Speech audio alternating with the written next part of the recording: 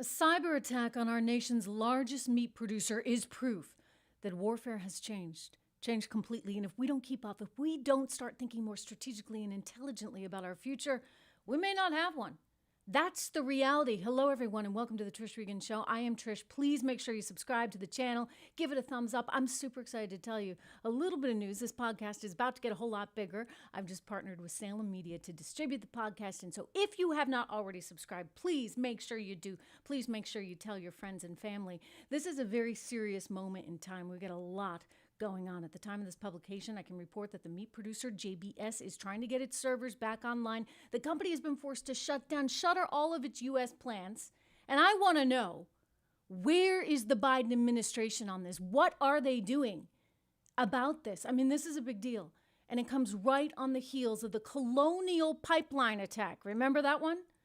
I want you to consider how both recent cyber attacks, both believed to be orchestrated out of Russia, have really changed the landscape of warfare. Meanwhile, I also want you to think about the fact that they're going after food and energy, which is pretty interesting, right? These are the two biggest components of inflation, of course, food and energy. And as a result of the biggest supplier of U.S. beef being shut down, there will be a temporary inflationary effect. You're going to pay more for those steaks, more for hamburgers, just like there was with gas prices, right? As a result of Colonial Pipeline's attack. Remember those gas lines? There was a run on gas throughout the entire East Coast, prices spiking to the highest level we'd seen in 6.5 years. Why isn't our government doing more right now to protect against these attacks? In the case of Colonial, it was pretty appalling, right? Very clear how appalling it was when the White House came out and sort of said, you know what, this is business's problem. I'm sorry, no. I'm all for businesses taking responsibility and dealing with this themselves, but this is an issue of national security. Thank you very much. And then there was that, reporter who said, oh, well, maybe this will actually help improve the demand for electric vehicles. I mean, can you believe that? Maybe this time around, reporters will say, hey, maybe this will shift Americans away from eating meat in order to better help climate change and the environment. All I can say is we need to take this stuff seriously. Cyber warfare is a very real thing. And even though these groups right now say that they're not politically motivated, if they're operating in countries that allow them to be there in the first place, then isn't that a problem? I mean, the White House spokesperson says that the White House is, quote, I'll give it to you here, engaging directly with the Russian government on this matter and delivering the message that responsible states do not harbor ransomware criminals. Woo! Yeah, now I'm really scared. Right? Good luck with that, guys. Good luck. Because I'll tell you, these states, these countries, these rogue actors, they don't care about being responsible. They care about one thing. They care about power. And any little rogue place on earth can have all kinds of power if it wants to in this new environment, which is why we need to take cyber warfare seriously. You've heard my reporting on the threat of an EMP attack. And I ask, why aren't we reinforcing our grid? Whether it's a cyber attack, the threat of an EMP attack, these attacks, they're very real. And there is a sophistication level that so many other countries now have. And I question why we're not doing more to reinforce our own security. The Kremlin, meanwhile, they responded earlier today to these allegations, and somehow they're involved or they're harboring these hackers by saying they had no information about who might be behind the attack, but they would respond to any official request for assistance quite promptly. In fact, this is a direct quote from Dmitry Peskov. He's Putin's spokesperson. He said, I do not know anything about this, and then added, certain contacts are being maintained through diplomatic channels. If the Americans bring any accusations, clearly they will be processed in a rather rapid manner. Okay. In some way, I mean, it matters, but in some ways it doesn't matter whether or not the Russians officially know. The fact is, those hackers are like living there, right? In that region, or getting, at least from our intelligence sources, protection from Russian intelligence. So what matters right now is that we pay attention to this and we make it very, very clear that it's not going to be tolerated, period. I mean, where are our hackers, right? Why don't we have groups like this? either we're severely lacking in the math and computer science department, which is quite possible, or because we actually can't take action against this sort of thing. I don't know. But I would think that this should be a wake-up call. This particular group, by the way, it's pretty scary. It's a well-known hacking collective group called Revil, R, and then Evil group that's believed to be based in the former Soviet state. It's believed by intel experts that they do have some protection from Russian intelligence, possibly the Russian government. I want you to keep in mind right now what Putin said on Monday. Just hours after this attack was initiated, he said it's possible that Russia would send what he described as uncomfortable signals to the U.S. ahead of a summit that they've got going on in Geneva on June 16th.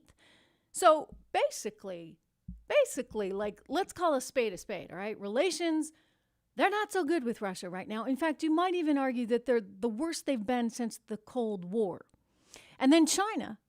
Well, China, it's not like, we've got very good things going on with China. In fact, let's be perfectly frank. We're not even getting along with our friends right now, like Israel.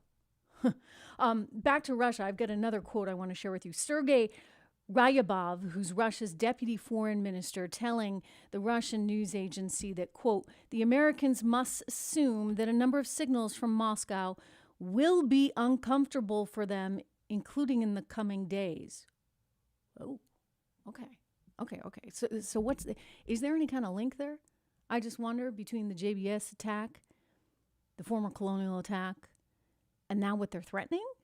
I don't like that. I don't like threats. And I'd like to know what we're doing to counter those threats. How are we preparing?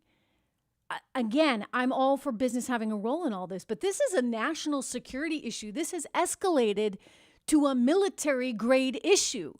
Speaking of national security, we don't really seem to have a whole lot of that these days, right? Joe Biden wants you to know that the biggest threat to America right now is not terrorism, not China, not Russia, not even the threat of a world war. Heck, it's not even climate change anymore. No, the biggest threat to America today is white supremacy, he says. This is in his big speech last night in Tulsa. Look, I'm sorry. I get it. I'm sure there's pockets of awfulness out there in this country. But Joe Biden, he's a politician. And what is he doing? He is using race to manipulate this country for political purposes. Remember when Charles Barkley, the basketball star, pointed this out? He was really smart about this. He said, these politicians, they're using race to create division, and we're stupid enough to follow them, right? We can't. We shouldn't. They want to agitate. They want to divide. We have real threats. Okay, one of those threats right now happens to be China. One of those threats is Russia. One of those threats is the lack of peace and stability in the Middle East. One of those threats is our border situation.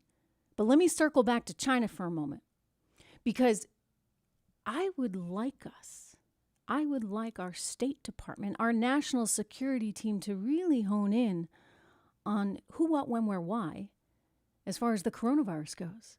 We're learning right now a whole lot. And much is being revealed about Dr. Anthony Fauci, thanks to, those thousands of emails that were just released, courtesy of a Freedom of Information Act. And number one, here's what we know. Fauci was okay, apparently. He said so. He wrote it in a research paper with gain of function research. So gain of function research is this risky research, right, that looks at things like coronaviruses and manipulates them so that, I guess the world could be prepared in the event of something really awful. He said that he was in favor of this, even if it risked a pandemic. That, again, is according to the paper he wrote, publicly available back in 2012. Number two, we know that Fauci's NIH gave $600,000 to the Wuhan Institute of Virology for the study of bat coronaviruses, and then never told us about it. They've been sitting on that information for the last year and a half. But according to some new emails dated in February 2020, Fauci, he might have known then exactly what was going on. And I just wonder why he wasn't forthcoming. Why there was an effort, if you ask me, to avoid the elephant in the room, to avoid asking the question, could this have been created by China in a lab? Number three, let's just assume the best of them, okay? I'm going to be generous today, and I'm going to say, you know what, Fauci, the NIH, they had no idea that this risky research was really and truly going on. But here's the problem. They should have. I mean, why the heck were they giving this money to a virology institute in Wuhan, which, by the way, is China, right? And like, we don't even outsource our pet food these days from China because we're worried, right? So now you're going to outsource scientific research, and we should have known better.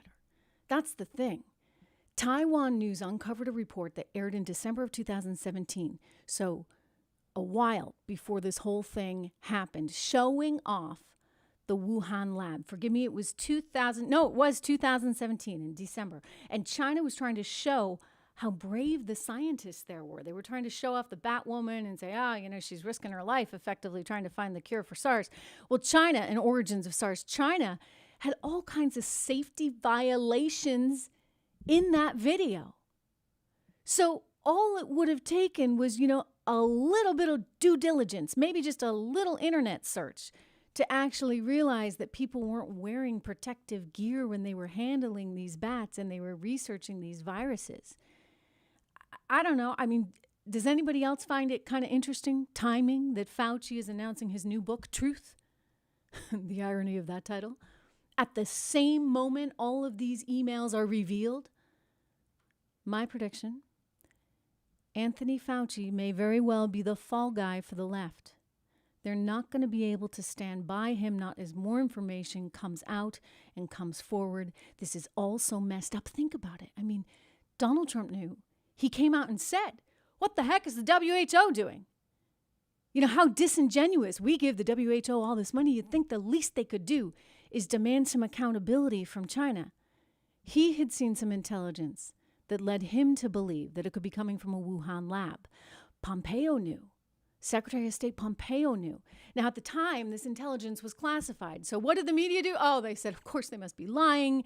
Of course, this is just Trump trying to look for a scapegoat. We were so blinded by Trump derangement syndrome that there was no desire to actually get to the truth. And think about how messed up that is. They were telling a very different story than the one Anthony Fauci was telling. Telling National Geographic, no, there's no way this could have come from a lab. This is clearly from a wet market. We were not allowed as journalists to report on it. Think about that. I mean, I did because, that's me. And I was shadow banned and I was demonetized and all of it. But that's okay. I will always stand up for what's what. And though I'm a commentator and you always hear my opinion, I am first and foremost a journalist, which means I will stop at nothing to get to the truth. Reporters were shut down for reporting that it might have come from a Wuhan lab. And the White House, Joe Biden, terminated the investigation that the State Department had into whether China might be responsible. Just think about that for a moment. I mean, wouldn't you, if you were suddenly president of the United States, wouldn't you at least want to know the answer to that question? Why would you dismiss it? The good news is the cat's out of the bag. And it doesn't matter how many diamonds the CCP slips to Biden's son. Remember that one? At a dinner in Florida while he was in the middle of a divorce. We are going to find out the truth here. We're going to find out the truth. And it's not going to be easy at times. I expect that there's going to be an effort to cover certain things up. But I'm determined to get to the bottom of it. I know you've got to be determined to get to the bottom. The world needs to know the truth. So please subscribe to the channel. Give the podcast a thumbs up. And remember, I'll be back with you tomorrow. Until then, live free or die.